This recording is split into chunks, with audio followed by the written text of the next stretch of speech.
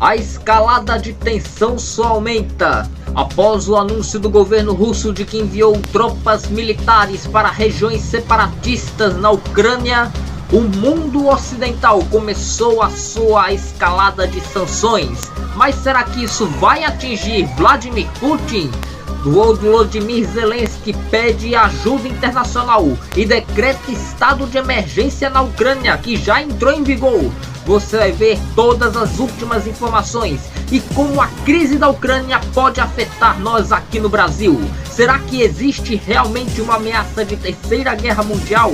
Veja também, eleições 2022, como está a corrida eleitoral para o governo de Pernambuco. Raquel Lira lidera as pesquisas. Veja também, governo federal anuncia o lançamento da nova carteira de identidade. Veja o que muda, os números da pandemia e a cobertura completa sobre a morte da cantora Paulinha Abelha, que foi confirmada agora há pouco no começo da noite. Atenção para o top de 5 segundos.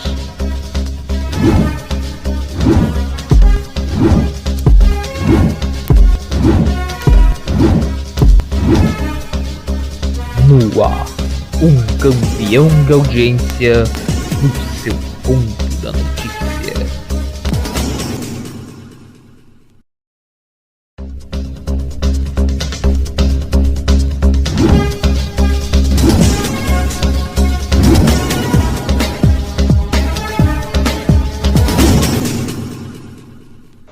Boa noite para você. A escalada de tensão só vem aumentando cada vez mais na Rússia. Hoje, o presidente ucraniano Volodymyr Zelensky pediu mais reforço do mundo ocidental. Isso porque, nas palavras do presidente ucraniano, o presidente Vladimir Putin está ignorando os apelos de paz vindos do governo ucraniano. O presidente Vladimir Putin recebeu apoio internacional e oficial hoje do ditador venezuelano Nicolás Maduro. A China, que é aliada da Rússia nessas situações, está adotando um tom mais neutro, tentando ali pacificar as tensões. Hoje teve uma reunião na Assembleia Geral da ONU, a Organização das Nações Unidas, com embaixadores de vários países, inclusive da Rússia. E o embaixador brasileiro pediu cautela e mais pacificação nos ânimos de ambos os lados para poder chegar numa solução pacífica para o impasse. Fato é que as tensões só vêm aumentando, os ucranianos estão cada vez mais temerosos e pelo visto, Vladimir Putin não deve parar nem tão cedo. As tensões aumentaram, a invasão russa começou. O Ocidente já reagiu. A Ucrânia teme a perda de sua soberania. O presidente Vladimir Putin passou a reconhecer as regiões em Donetsk e Luhansk como independentes e esnobou a Ucrânia, dizendo que ela era um país marionete dos Estados Unidos. As tropas militares russas já estão em território ucraniano para, segundo Putin, defender a independência das regiões. Imediatamente, o Ocidente, a começar pelo Reino Unido, retalhou com sanções econômicas severas contra bancos e oligárquicos russos que mantêm o regime de Vladimir Putin há anos. O presidente estadunidense Joe Biden disse que os Estados Unidos estão prontos para responderem aquém das sanções, se necessário. A Alemanha interrompeu o contrato de distribuição de gás natural vindo da Rússia. Em resposta antecipada, o chanceler russo Sergei Lavrov disse que eles já estão acostumados com as sanções do Ocidente, num claro recado de que as sanções não serão suficientes para parar a ofensiva militar. Vladimir Putin determinou ainda a retirada dos diplomatas e funcionários das embaixadas russas pela Ucrânia, alegando segurança. Essa evacuação foi feita nesta quarta-feira. O presidente ucraniano Volodymyr Zelensky decretou estado de emergência e mandou recrutar todos os reservistas. No leste do país, próximo da fronteira com a Rússia, bombardeios vêm acontecendo. Kiev e Moscou acusam um ao outro de estarem iniciando os bombardeios. Soldados ucranianos estão sendo abatidos. Ainda não se sabe se a Rússia vai seguir invadindo a Ucrânia. A cada minuto que passa, o medo de uma guerra armada eclodir na região cresce cada vez mais. A rede de notícias americana CNN fez uma pesquisa ouvindo 1.000 pessoas na Ucrânia e 1.000 pessoas na Rússia entre 7 e 15 de fevereiro para saber da população a expectativa que elas têm em relação a essas tensões. Os russos que dizem que está certo da Rússia impedir que a Ucrânia se filie à OTAN são 50%. Os que dizem que é errado são 25%. Indecisos, 25%. Os russos que criticam o uso da força militar russa para invadir a Ucrânia são 43%. Os que dizem que está correto agir desta maneira são 36%. Indecisos, 21%. Os russos que não acreditam numa invasão ucraniana em seu território são 75%. Os que acreditam nesta cogitação são 13%. Indecisos, 12%. Os ucranianos que não acreditam numa invasão russa a seu país são 45%. Os ucranianos que acreditam sim que a Rússia vai invadir a Ucrânia são 42%. Indecisos, 13%. Existe uma ameaça de terceira guerra mundial acontecer, eclodir por conta dessas tensões? A resposta é não. Por pior que o cenário se pareça, é improvável que exista uma ofensiva militar direta entre o Ocidente e a Rússia. Motivo: os Estados Unidos é a maior potência nuclear do planeta. A segunda maior potência é a Rússia, que não fica muito atrás, fica quase empatada com os Estados Unidos. Isso faz com que os dois países, caso entrem num conflito armado direto, possam destruir todo o planeta 16 vezes. Isso aí, com certeza, nenhum lado nem o outro quer. A intenção de Vladimir Putin é fazer da Ucrânia uma região parecida ou similar com a Bielorrússia ou Belarus, qualquer um pode chamar assim como seja. Por conta de quê? Que a Ucrânia, Putin quer que a Ucrânia seja submissa ao governo russo. Ele não quer uma ofensiva militar, ele não está querendo atacar a OTAN. Porém, com a aprovação do Senado russo nessa semana, na segunda-feira, na terça-feira ontem, para poder que o presidente da Rússia invada outros países militarmente falando, isso aí já gera uma preocupação em países como Letônia e Polônia, que são membros da OTAN.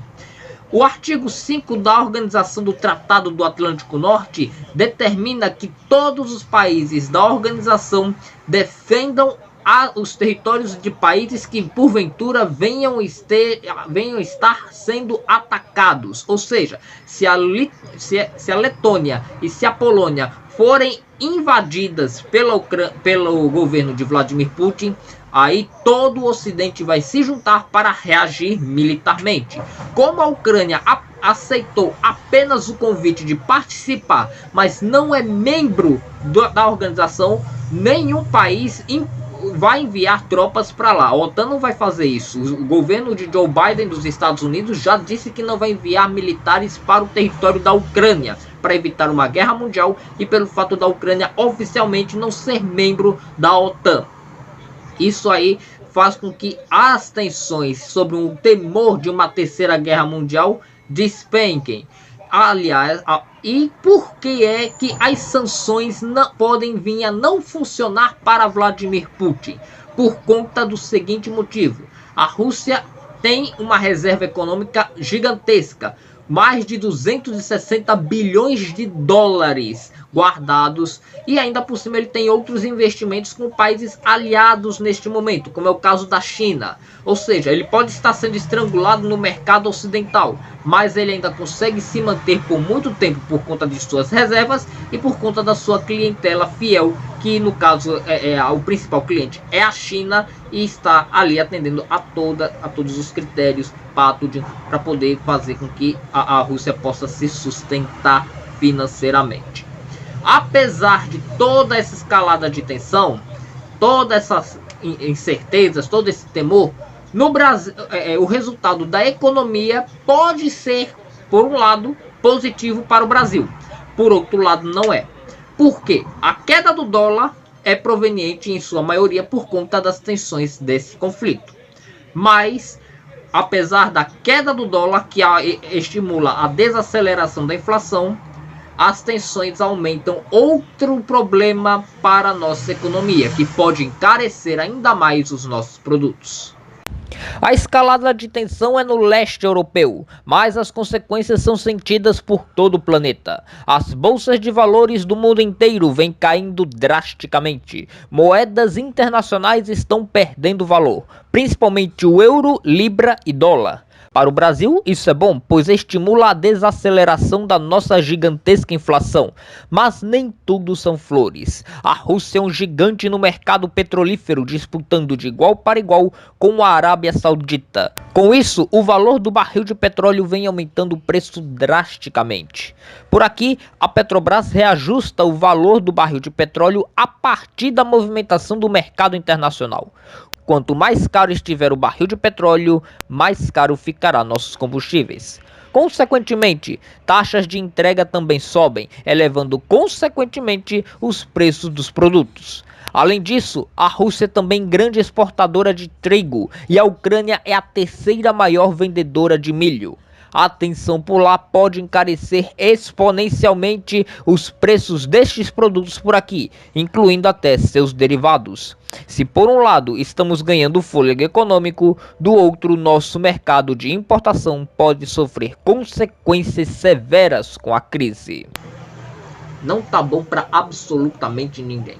E caso haja uma nova atualização sobre esse assunto, vamos estar noticiando aqui para vocês no Expresso Direto. A seguir, você vai ver as informações sobre as eleições de 2022 no estado de Pernambuco. Uma pesquisa foi divulgada e mostra Raquel Lira na frente. E ainda a divulgação da nova carteira de identidade e as informações sobre o falecimento da cantora Paulinha Abelha. A gente volta já.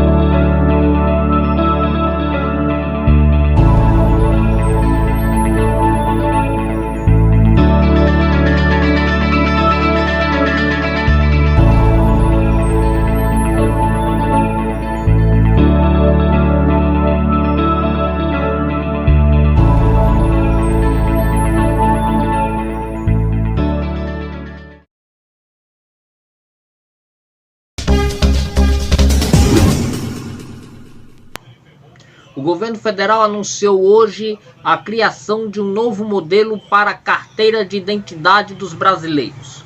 O que muda na prática?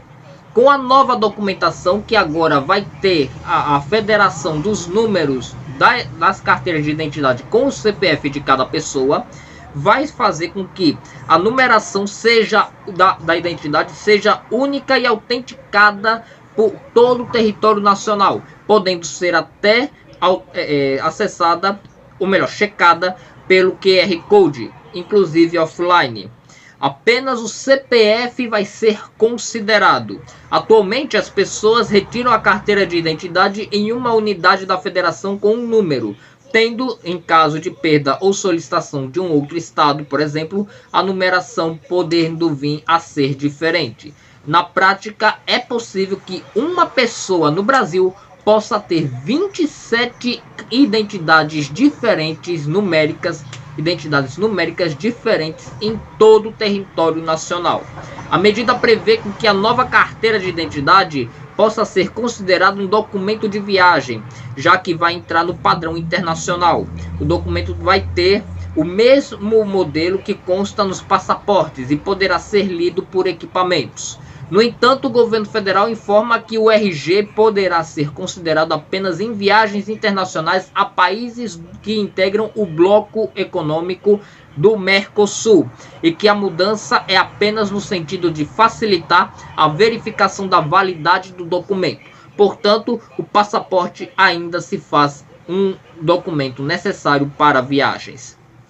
Como você vai obter a nova carteira de identidade? O governo federal informa que vai seguir, que está mantida as secretarias de segurança pública, secretarias de defesa sociais para a emissão das carteiras de identidade. O prazo para que os institutos de identificação se adequem ao novo modelo é até o dia 3 de março de 2023. É a data limite para que os órgãos estabeleçam o esquema de fornecimento do novo documento.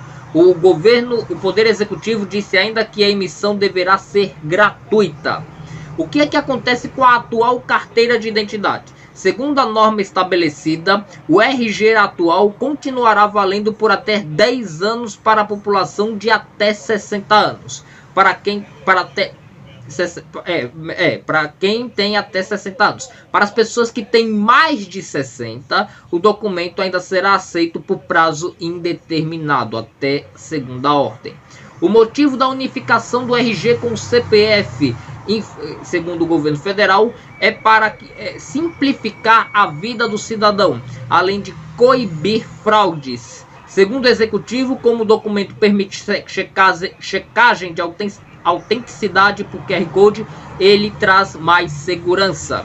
O que acontece se uma pessoa solicitar a carteira de identidade sem ter o CPF?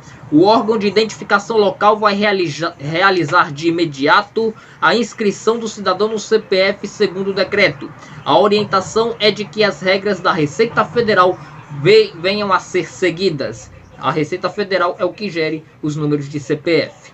A nova identidade substitui algum outro documento, como a carteira de habilitação, por exemplo.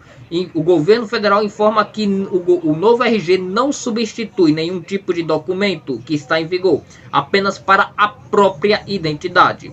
A Carteira Nacional de Habilitação, a CNH, por exemplo, vai ser necessária para que tenha uma finalidade diferente, já que tem uma finalidade diferente.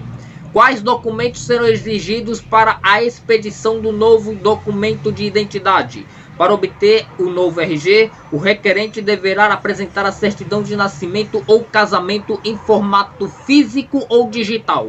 O documento deverá ser expedido em papel de segurança ou em cartão de policarbonato, cartão plástico, além do formato digital. O que consta na carteira de identidade é armas da República Federativa do Brasil, a inscrição República Federativa do Brasil e a inscrição Governo Federal.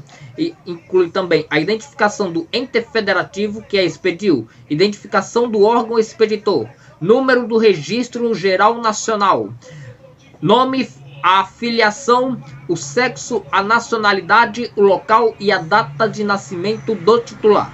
número único de matrícula de nascimento ou de casamento do titular, ou, se não houver de forma resumida, a comarca, o cartório, o livro, a folha e o número do registro de nascimento ou casamento.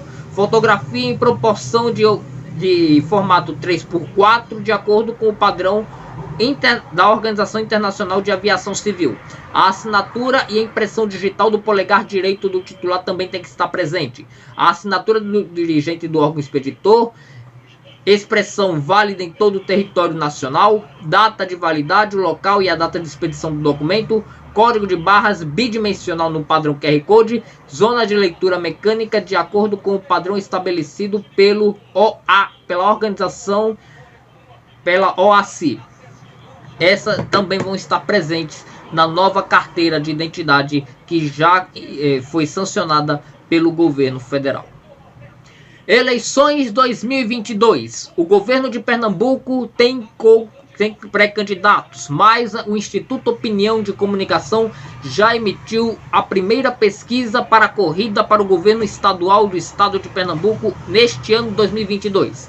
A margem de erro é de 2 pontos percentuais para mais ou para menos, com nível de confiança de 95%.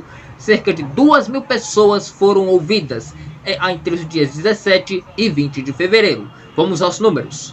Raquel Lira, do PSDB, lidera com 18%, com a margem de erro está entre 16% e 20%. Miguel Coelho, da União Brasil, tem 10%, oscilando entre 8% e 12%. Anderson Ferreira, do PL, aparece com 7%, oscilando entre 5% e 9%, empatado tecnicamente com Miguel Coelho, assim como Clarissa Tércio, do PSC, que aparece com 6%. Margem de erro oscila entre 4% e 8%. Danilo Cabral, do PSB, aparece com 5% na quinta posição. Margem de erro varia de 3% a 7%, estando tecnicamente empatado com Anderson Ferreira e Clarissa Tércio. João Arnaldo, do PSOL, tem 2%. Margem de erro varia de 0% a 4%, estando tecnicamente empatado com Danilo Cabral e no limite da margem de erro com Clarissa Tércio. Jones Manuel, do PCB, tem 1%. Margem de erro varia de 0% a 3%, estando tecnicamente empatado com João Arnaldo e Danilo Cabral. Brancos e nulos, 27%. Indecisos, 25%. Números da pandemia no Brasil. Segundo o Consórcio Nacional de Veículos de Imprensa liderados pelo portal de notícias G1, o Brasil registrou 956 mortes por conta do novo coronavírus e 136.626 novos casos em 24 horas. No total, temos 646.490 mortes e 28.485.512 casos confirmados de Covid desde o começo da crise pandêmica. A média móvel de mortes tem uma média de 803 ao dia, uma queda de menos 8%, o que indica tendência de estabilidade. No caso da média de casos, temos uma média de 96.185 por dia, uma variação para baixo, uma queda de 34% no número de casos. 7 estados estão em tendência de alta no número de mortes por conta da Covid. São eles: Distrito Federal, Alagoas, Pernambuco, Maranhão, Tocantins, Goiás e Roraima. 11 estados estão em estabilidade. São Minas Gerais, Pará, Sergipe, Rondônia, Mato Grosso do Sul, Bahia, Acre, Paraná, Ceará, Rio de Janeiro e Rio Grande do Sul. Os outros 9 estados estão em tendência de queda. São Paulo, Santa Catarina, Rio Grande do Norte, Mato Grosso, Espírito Santo, Paraíba, Amapá, Piauí e o estado do Amazonas. Neste momento, vamos agora trazer as notícias do futebol. Hoje começou a Copa do Brasil e está ocorrendo em Tocantins o jogo entre Tocantinópolis e Náutico. Aos 18 minutos do primeiro tempo, o Tocantinópolis abriu o placar com gol de Raí. Neste momento, o jogo está 1-0 para o Tocantinópolis, o que estaria eliminando o Náutico já de cara, já na primeira fase. A partida ainda vai seguir por mais 7 minutos. Ainda nessa edição a gente volta a tratar sobre esse assunto, ou melhor, a seguir, porque você, além de ter o resultado oficial desta partida que está acontecendo neste momento, você vai ter todas as informações sobre a morte da cantora Paulinha Abelha. Ela faleceu no começo da noite na cidade de Aracaju, no Hospital Primavera. A gente volta já.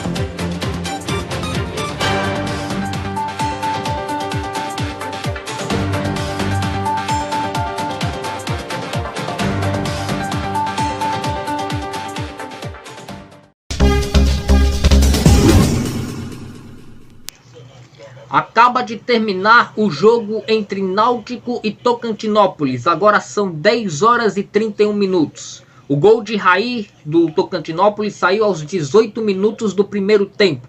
O Náutico não conseguiu empatar a partida. Apesar do Timbu jogar pelo empate, o Náutico volta para casa derrotado e eliminado já de cara na Copa do Brasil. O Náutico agora está passando por maus bocados neste momento. E foi confirmada no começo da noite de hoje a morte da cantora Paulinha Abelha. Ela tinha 43 anos de idade e estava internada desde o dia 11 de fevereiro no Hospital Primavera, em Aracaju. A cantora, que nasceu no interior de Sergipe, fez sucesso na música no estilo forró eletrônico. Começou a carreira aos 12 anos de idade cantando em trios elétricos no interior do estado de Sergipe. A artista logo em seguida começou a ficar conhecida na região e começou a ingressar na banda Calcinha Preta, onde passou por cerca de 25 anos.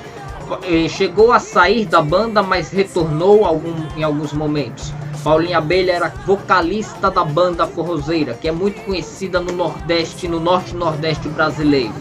Ela estava internada no hospital devido a problemas renais. Ela se queixou de dores na região depois de ter feito uma turnê em São Paulo no começo de fevereiro. Quando ela retornou, ela já foi levada para o hospital. Entretanto, poucos dias depois, ela entrou em estágio de coma devido a uma grave evolução neurológica da cantora. E o quadro renal continuou a ficar ainda pior. A cantora chegou a precisar fazer hemodiálise. Algumas pessoas chegaram a se mobilizarem para tentar fazer doações de sangue para a artista, mas o hospital de ontem para hoje analisou que o quadro clínico da artista piorou gradativamente e consideravelmente. A cantora, segundo o hospital, teve a sua morte cerebral diagnosticada e um dos momentos mais difíceis para a equipe médica, segundo o boletim médico do Hospital Primavera, era tentar, o maior desafio deles era tentar mantê-la viva. A cantora Paulinha Abelha, ela era muito conhecida no mundo artístico, principalmente do norte e nordeste do Brasil, pelo fato dela participar, ser vocalista de uma banda muito conhecida do público, né? Porque quem é nordestino sabe desde moço, né? Você que é mais ou menos da minha idade, casa dos 20 anos, já desde criança vinha escutando o forró eletrônico cantado pela banda Calcinha Preta. A artista morreu exatamente às 7 horas e 26 minutos da noite em decorrência de um quadro de comprometimento multissistêmico, segundo a nota divulgada pelo Hospital Primavera. O corpo da cantora deverá ser levado para uma central de velórios, onde vai ser preparado. E o velório vai ser realizado no ginásio Constâncio Vieira, em Aracaju, e vai ser aberto ao público. Até o presente momento, às 10 horas e 34, não há nenhuma informação sobre horário do começo do velório e nem o local exato onde vai ser o enterro da artista. É com esse pesar que o Expresso Direto de hoje encerra a sua edição. Nós voltaremos a qualquer momento com novas informações. A cobertura completa você vai ter na edição de amanhã do Expresso. A gente volta amanhã, se Deus quiser.